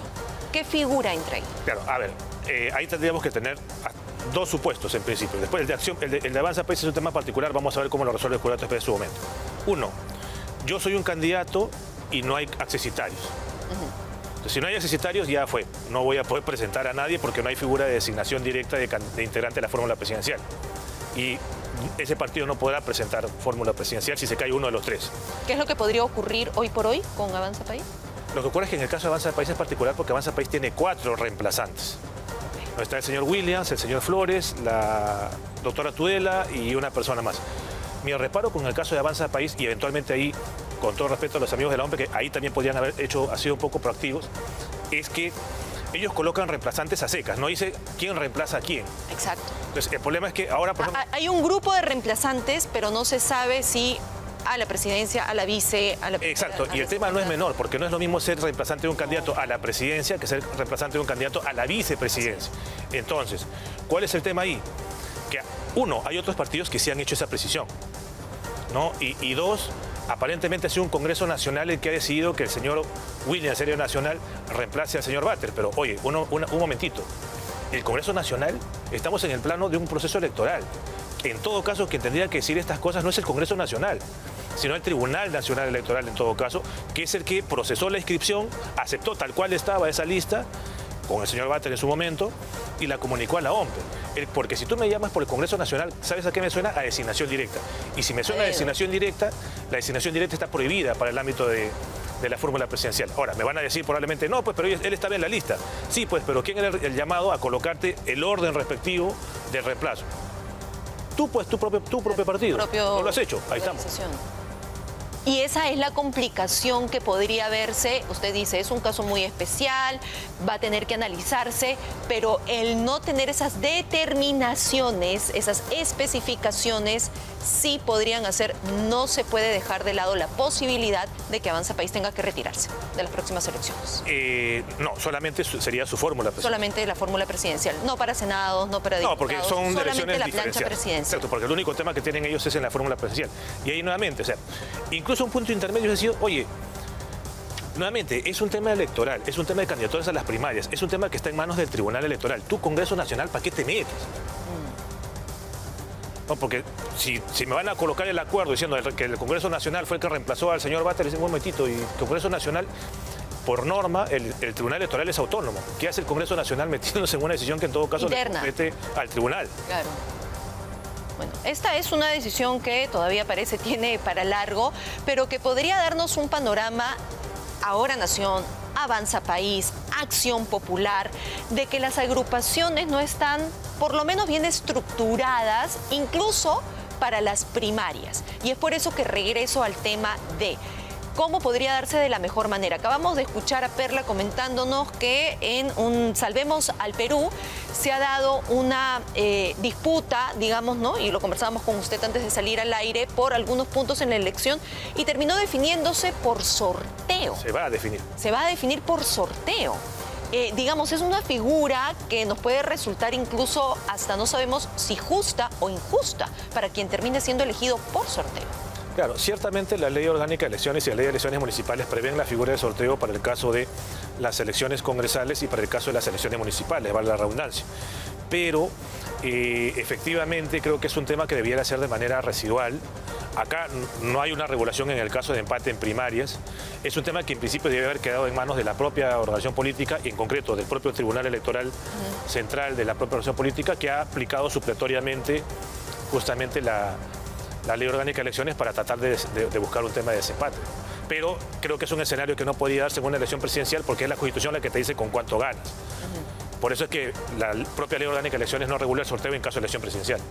Sin embargo, en lo que está ocurriendo con Salvemos al Perú, sí se puede dar esta definición porque solamente, y usted me explicaba, hay una fecha de elecciones primarias para cada organización política. Una para las elecciones, como hemos visto en el APRE con Rafael López Aliaga, y otra por delegados. Claro, y tenemos también el otro hito, que es el 15 de diciembre, que vence el plazo para que el jurado proclame.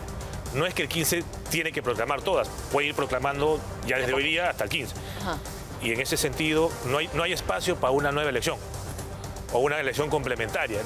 No hay, así que tiene que haber forma de romper ese empate como sea.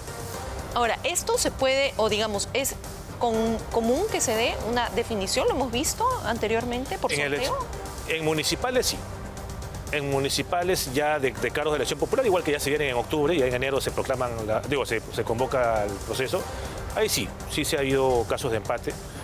Pero en primarias no recuerdo. Bueno, lo que ocurre es que también en primarias ciertamente nos hemos mal acostumbrado a veces a las listas únicas, salvo justamente el caso del APRA, ¿no? Claro, que ha marcado, creo, un punto absolutamente distinto y positivo, ¿no? En lo que significa organización política y sus elecciones internas. Pero habría que reconocer también que, digamos, los partidos, entre comillas, tradicionales han solido ir a un militante un voto y ha solido haber competencia interna, ¿no? Ahora Acción Popular ha querido ir por delegados, ya vemos cómo están terminando. Pero, digamos, han solido ir por esta modalidad. Lo bueno es que en todo caso el Partido Aprista Peruano ha mantenido esa esencia de antes, ¿no? Ahora, con su experiencia nos explica un poco mejor qué está ocurriendo con APP y esta deuda millonaria de 20 millones de soles, que Perla conversaba con el doctor Riera y lo cuestionaba, ¿no? Señalándole, bueno, es el mismo César Acuña el que tiene las empresas, el que tiene la universidad y el que de su bolsillo propio, como persona natural, le está entregando dinero al partido. Es una figura ciertamente que no es ilegal, pero ¿qué visos podría tener? De irregularidad, por lo menos. Claro, lo que ocurre es que terminas utilizando las figuras jurídicas eventualmente para... no diría que es disfrazar otras cosas, pero correrte de algunos temas. Me explico. Igual tú siempre has tenido la posibilidad de hacer aportes como persona natural hasta 50 UITs al año. Entonces, tú no eres una sola persona, tienes a tus hijos, tienes a tus familias que podían tranquilamente también seguir aportando 50 UITs, porque como bien dijo el doctor Riera, no es que él sea el único dueño de la universidad. Entonces, tranquilamente cada uno aportaba sus 50 UITs y no tenían que haber prestado, porque el tema del préstamo, como bien lo han advertido y lo advirtió Perla, es que tienes que devolver. Si tú aportas, no devuelven, no tienen por qué devolverte nada. Entonces, si tenía la figura del aporte de 50 UITs y que ahora son 200 UITs al año, ¿qué necesidad tienes de estar pidiendo préstamo? Porque digamos que el aporte queda en el registro absoluto y tal vez el préstamo se puede disfrazar, ¿no? No, los dos. Ahí más que todo el tema está en que al final del día el préstamo, digamos, la plata circula, ¿no? Pues yo te doy el dinero, pero después ya ves cómo me lo devuelves, ¿no? En cambio, en el caso del aporte no hay devolución. El tema queda ahí, ¿no? El préstamo, por eso, has querido asegurarte el retorno de lo que estás pagando. En cambio, si es un aporte ya lo perdiste. Por eso decía. Ese es el truco. ¿no? ¿Por qué entonces yo mismo me presto dinero, claro, para que nunca se me pierda?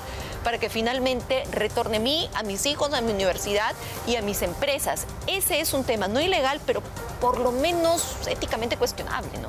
Ah, claro, es como que, por ejemplo, tú tienes una fundación que tiene tu propio nombre, estás en campaña y, claro, vas a decir que la fundación es la que da las dádivas, no yo como candidato, en consecuencia no me vas a aplicar la norma de prohibición de dádivas. Eso también es utilizar el sistema, a mi juicio, ir casi por la cornisa.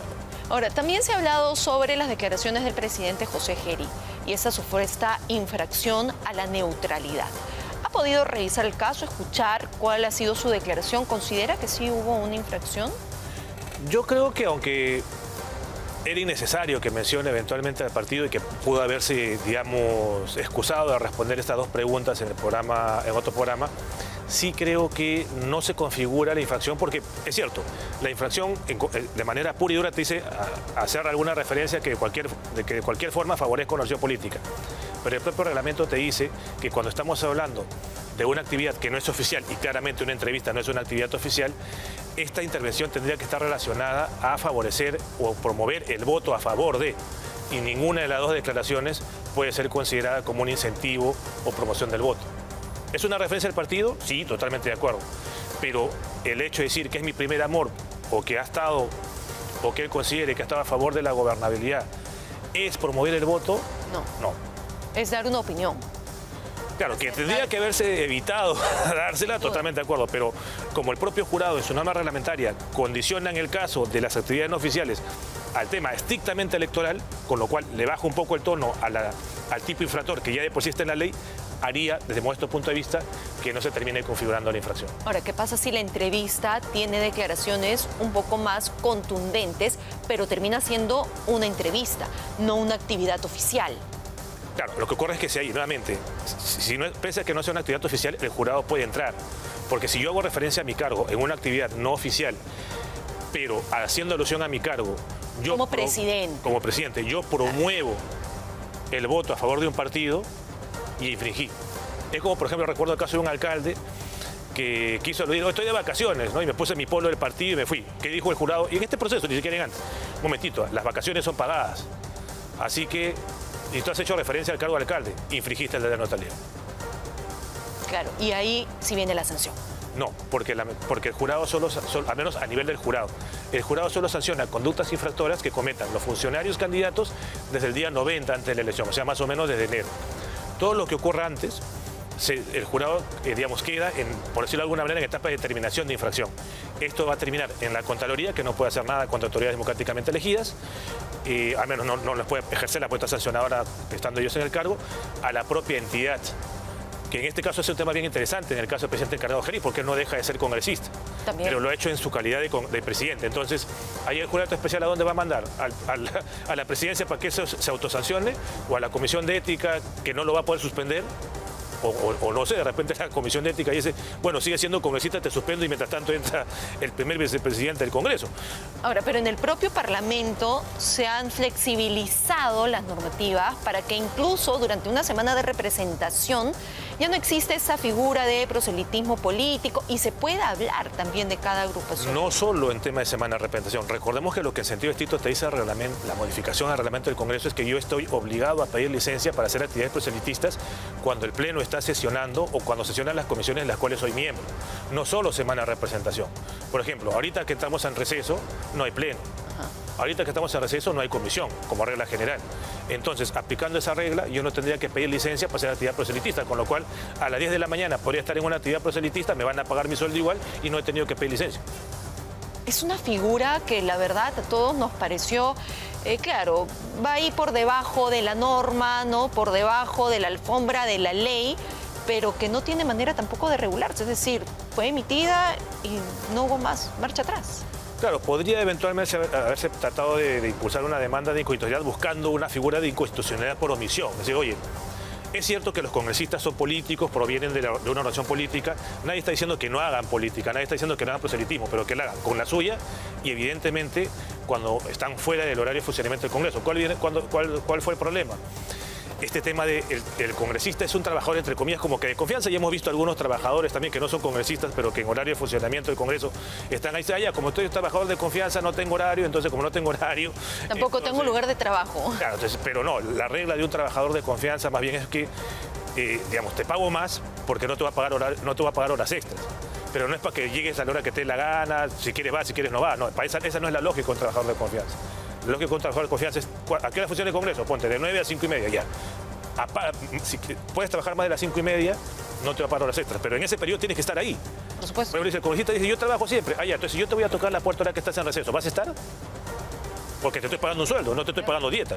Tendrías que estar. ¿Estarán? No, ahorita vamos, tocamos la puerta y... No, ahorita están en representación, pero la otra semana, que todavía no es Navidad, ¿estarán en sus despachos? ¿Estarán la gente del personal de despacho, estarán ahí? Porque igual estoy pagando un sueldo, ¿sí? Claro. Y encima hay bonificación y todo lo demás. Bajo esa figura, cuando usted dice si el caso Gerí podría pasar a la Comisión de Ética, ya sabemos cuál va a ser el resultado. Bueno, claro. Ya está más que claro. Sí, pero yo personalmente sí creo que en este caso concreto no llega a configurar. No hubo ninguna infracción. Claro, y ahí también creo que el jurado se le va la mano cuando quiere correr traslado a los ministros, ¿no? Pero los ministros utilizan el 128 de la Constitución para aludir, bueno, como el presidente no es responsable, salvo por el tema del refrendo ministerial, se van contra los ministros como si fuera un acto de gobierno, como si un tema de responsabilidad electoral fuera responsabilidad política y no la es, ¿no? Ahí también ya se le fue la mano. Y hablando de responsabilidades, lo que también se ha criticado siempre en cada proceso es el abandono del cargo. Es decir, lo que está ocurriendo, hay que decir, con Rafael López Aliaga, ¿no? Dejo mi cargo como alcalde, que se replica sobre todo en muchas regiones, para tener una postulación a las presidenciales, a cualquier otro cargo. Es una figura viable, evidentemente, pero sí cuestionada, y considera usted que es la positiva o cada quien debería terminar su mandato y luego ver lo que hace. Claro, lo que ocurre es que incluso estamos hablando de una norma constitucional, no ni siquiera de una norma legal. La regla general efectivamente es que los cargos regionales y municipales son irrenunciables, salvo si quiero postular a un cargo distinto. Claro, lo ideal sería que eventualmente si tú te comprometes a una elección, termines... Porque esa es la promesa que le hice a mis votantes, ¿no? Claro, pero digamos, poniéndome en el otro lado de la vereda, te dirían, bueno, pues tú votaste por un partido, no por una persona, en el papel, claro está, ¿no? Y votaste por una lista, así que sabías que si yo me iba, porque tranquilamente me podían haber vacado, el primer regidor o primera regidora iba a entrar, o el vicegobernador iba a entrar. No es lo ideal, sin duda, como usted ya bien lo ha mencionado, mi estimada Maricel, es un tema que tiene un sustento constitucional directo, pero sí, lo idóneo sería en todo caso que uno termine el periodo, pero sin ir muy lejos, estaría bueno recordar que por ejemplo, los congresistas no tienen que renunciar para ir a la reelección, y encima, en este caso concreto, que se ocurre cada 20 años, si los congresistas no agarran reelección, van a poder postular para las elecciones regionales y municipales 2026, pese a que el plazo para escribir candidaturas vence el 16 de junio y ellos van a ser autoridades hasta fines de julio. Ahora, ¿qué pasa con la figura de aquellos que van en la plancha presidencial, pero también, en este caso, a senador o a diputado? Keiko Fujimori dijo en algún momento, yo no quiero ningún premio consuelo, ¿no? Pero muchos que van a las presidenciales es como, bueno, me aseguro, si no estoy en Palacio, estoy en el Parlamento. Esa es una figura viable también, insisto, porque se puede dar, pero es una figura... Recién ahora con el Congreso bicameral. Ajá. Pero es una figura que se va a poder sostener en el largo del tiempo. No se ve ciertamente como que o busco esto, busco otro, pero no me quedo sin nada. Claro, lo que ocurre es que, o sea, una lectura es la lectura de la señora Fujimori y la otra es decir, bueno, yo quiero que no te escondas y que se te acaben los megas por 5 años y después aparezcas cada 5 años, ¿no? O sea, si tú eres presidente del partido, asume, pues, ¿no? Asume la responsabilidad. Mantente activo, digamos. De lo que hace tu bancada, de lo que hace tu bancada, si es que llegas a tener bancada. Entonces, la única forma, porque aparentemente hemos visto que varios desaparecen por 4 años, entonces, siéntate entonces en tu escaño y asume con tus votos y sea arrastrado por los activos o pasivos de tu bancada. Bueno, y también se arrastra si es que uno es ministro, porque ahora el congresista también puede ser ministro, entonces... Claro. Ahí, digamos, hay varias figuras, no sé si dobles, pero que, digamos, a la mirada del ciudadano, a la mirada del elector, no son las mejores o no son las más positivas. ¿Qué plantearía usted como modificación principal para las próximas elecciones? No las del 2026. Claro, pero por ejemplo, respecto al último supuesto que has planteado, es un tema interesante, porque sí hemos tenido el caso de congresistas ministros que se puentean la licencia y terminan yendo a votar. Entonces, en todo caso, podría darse el caso, bueno, eres ministro, que entre tu accesitario temporalmente. No es que yo voy a tener mi despacho activo ahí con gente trabajando en despacho cuando... Cuando quiero soy ministro, cuando quiero soy congresista. Exacto, no, ahí eres una cosa o eres la otra. Entonces, que entre tu accesitario mientras eres ministro en todo caso. Creo que esa es una alternativa. Efectivamente, evaluar la posibilidad de establecer la irrenunciabilidad del cargo a secas. Creo que en todo caso es una alternativa también que se podría dar, ¿no? Y también quizás ajustar los tiempos, porque el plazo de renuncia de 6 meses se dio cuando la convocatoria era dentro de esos 6 meses. Hoy por hoy tenemos un proceso electoral que dura mínimo 9, y en el caso de las elecciones generales 1 año, ¿no? Entonces, ya bueno, si la idea detrás de la renuncia es optimizar el principio de neutralidad o el deber de neutralidad, bueno, colócame una renuncia de 9 meses entonces, ¿no? O 1 año incluso. O 1 año. Aunque, nuevamente, en el caso del año ha sido solo para las elecciones generales de 2026. Y hay un tema bien paradójico, ¿no? Porque las elecciones más complejas son las regionales y municipales. No las generales, pero sin embargo, para las generales, 365 días. Y para las regionales y municipales, 270. ¿Ahí va a haber algún problema con los entes electorales?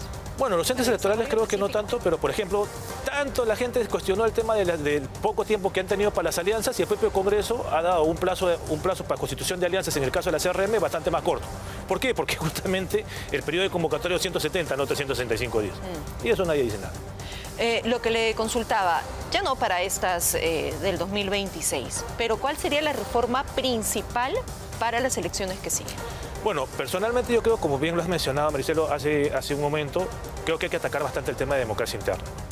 Yo creo que el tema deberíamos ir como regla general a un militante un voto, así es, a un sinceramiento de padrones, con lo cual implicaría un proceso de reafiliación con registro biométrico para evitar el tema de la firma falsa. Ya podríamos ir eventualmente también a incrementar el umbral de 10% a 25%, si no, no puede seguir participando, por ejemplo. No creo que por ahí podríamos apuntalar por lo menos, bueno, y también eventualmente a transparentar el tema de financiamiento, ¿no? Recordemos que ahora se ha subido de 120 a 200 UITs por año, lo que tú puedes recibir de cada persona.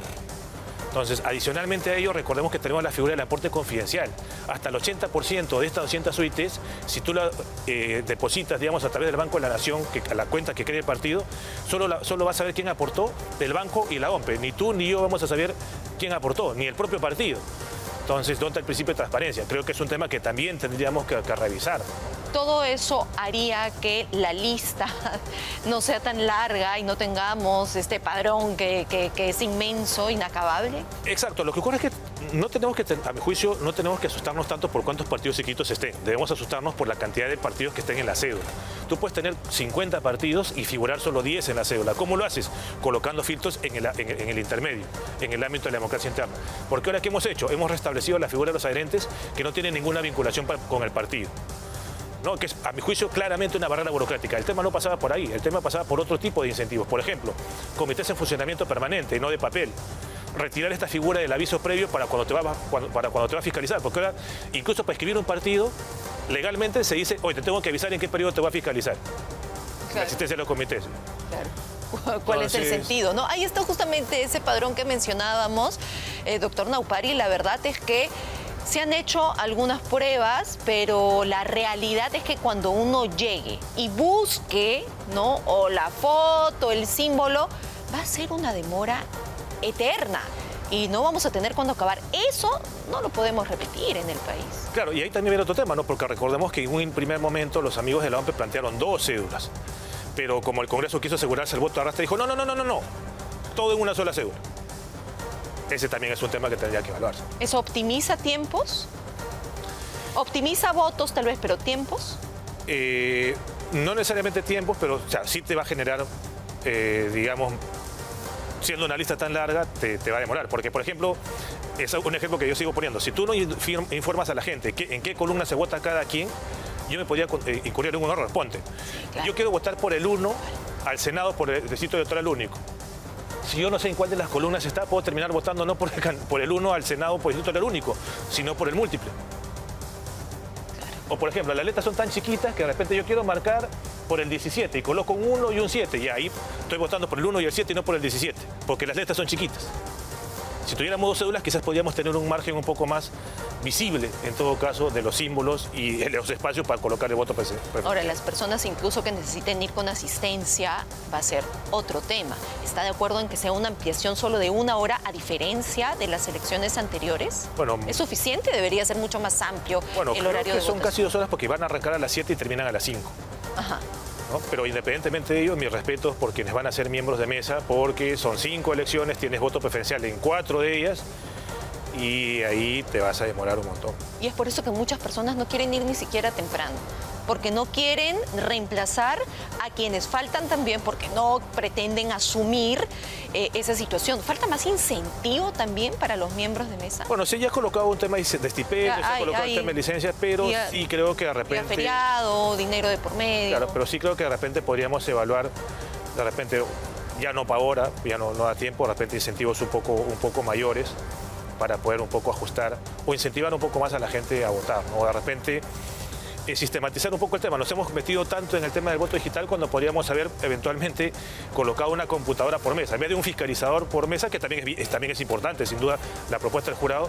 Si tú tuvieras una computadora por mesa, te evitarías los errores en las actas, harías menos posible la figura del recuento de votos y tendríamos también resultados más rápidos.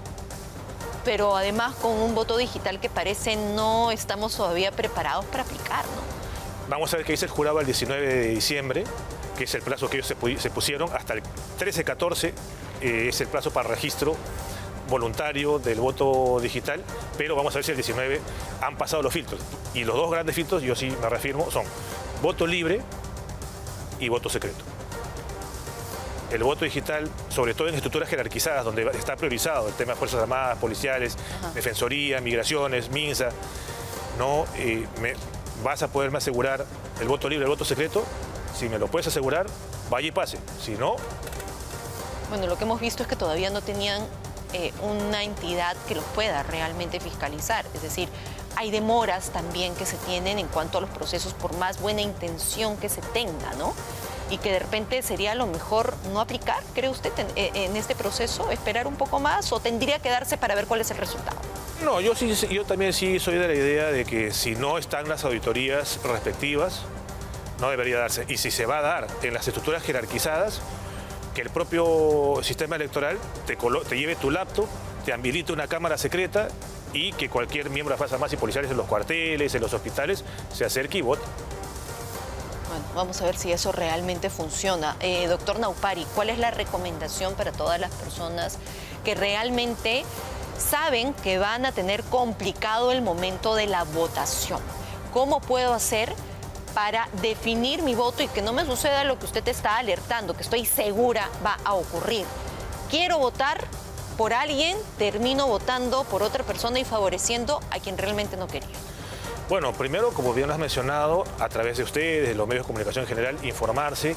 El sistema electoral está haciendo un esfuerzo importante. Los partidos políticos, una vez que se apruebe y hacer el sorteo del orden en que van a estar los partidos también ayuden, decir, bueno, estoy en el primer tercio, en la mitad, estoy en el último tercio de la lista, que ayuden a decir en qué columna se vota qué cosa, ¿no? Para que pueda justamente la gente informarse adecuadamente.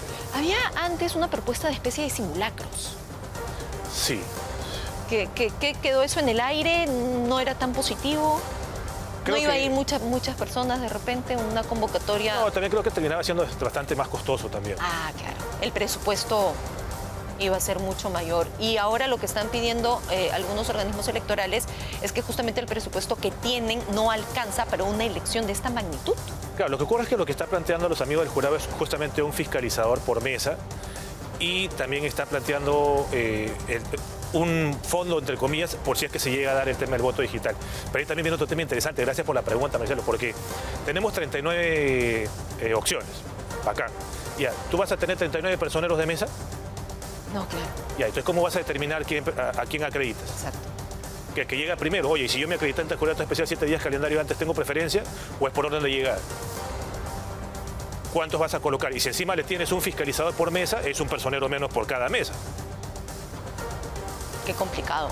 Vamos a tener unas elecciones muy difíciles, tanto para los partidos políticos como para nosotros los ciudadanos. Doctor Naupari, un placer haber conversado con usted esta mañana y seguramente vamos a seguir hablando de esos temas en las próximas semanas. Gracias. 8:34, tenemos de inmediato ya la información deportiva. ¿Está listo Omar Ruiz de Somoporte?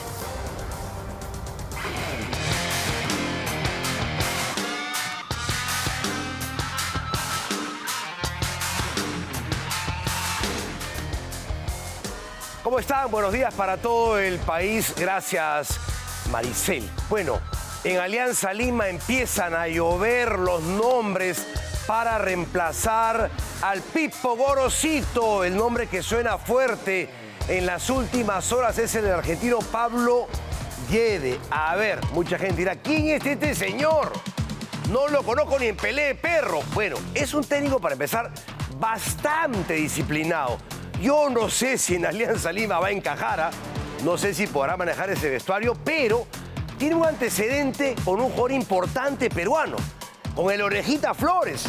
Fue su entrenador en el Morelia de México, donde le fue bien a la Oreja, le fue muy bien a la Oreja Flores, y se peleó con el Oreja por un tema de disciplina. Lo conté el Oreja Flores. El Oreja se casaba y dijo, bueno, yo me caso, me tomo unos días más, pues, ¿no? Mi luna de miel mínimo. Llamó a Pablo Guede, le informó que se iba a quedar, pues, unos días más con su esposa, ex esposa ahora creo, y Guede le dijo, ¿cómo se te ocurre avisarme recién? Y lo borró a la Oreja Flores, lo borró. Prácticamente no jugó más en Morelia, donde la estaba rompiendo el Oreja, y se fue al DC United de la MLS con un buen contrato. Bueno, Pablo Guede, si viene a Alianza, o cambia ese camerín o dura 15 días nada más, es lo más probable. Bueno, está en la pugna con Ricardo Gareca, quien dicen ya ha conversado. Señor Lastra, que ha vuelto por la puerta grande a Willax Deportes, me dice que Ricardo Gareca está pidiendo ¿cuánto? ¿Cómo va a ser? ¿2 millones? No, no hay forma. Tu datero es Luis Espino seguramente, no hay forma. Ricardo Gareca, si quiere regresar al Perú, tendrá que aterrizar directo. Aterrizaje forzoso. Alianza Lima ya no está para hacer más irresponsabilidades, más locuras económicas, porque estaría hipotecando el futuro del club. Y eso no queremos que pase con un club tan grande e importante como es Alianza Lima, que en los últimos meses ha ganado buen dinero, pero ha gastado también una barbaridad Alianza Lima. Y los resultados no se han dado. No se han dado. Claro, Perú 4 de Copa Libertadores, ¿cómo va a ser un buen resultado? O sea, hizo una buena Sudamericana, buena etapa pre de Copa Libertadores, pero esos 6 millones que ganó no los puede despilfarrar en 3 meses. Así que este es el señor con el cual ya, según las informaciones que tenemos, nuestros urracos que tenemos en la Argentina, estaría ya negociando con Alianza, que también escucha a Gareca, que yo pensaba que era el plato fuerte de Gareca, pero me da la sensación de que la directiva de Alianza Lima, que también podría cambiar, podría el gran Franco Navarro no seguir en Alianza probablemente. Vamos a ver qué pasa. Cambiar la postura del camerino, que es tan complicado en Alianza. Bien, este señor, este caballero también argentino, es mi tocayo Omar de Felipe. Omar de Felipe es más madurito que Pablo Guede, no sé si tan disciplinado o busca tanta disciplina como Pablo Guede. Tiene 63 años, ha ganado la Copa Argentina con Central Córdoba el año pasado, que es olvídate, ganar la Copa Argentina con Central Córdoba es un meritazo. Ganó la Serie A en Ecuador con Emelec, la Primera B Nacional en Argentina con Olimpo, o sea, ha dirigido equipos mitad de tabla, chicos, de Argentina, y ha conseguido buenos resultados. A ver, Alianza Lima, los que no van a seguir, esta es noticia calientita. ¿De quién viene esta noticia, Fernando? ¿Del señor Rumiche, del señor Lastra o del señor Espino? Espino. Bueno, tomarla con pinzas. A ver, ya se sabe, ¿no? Bueno, Hernán Barco, ¿no sigue Barcos? ¿Ya es imposible? ¿Ya es imposible? Bueno, ok. Ángelo Campos, que tapó poquito este año.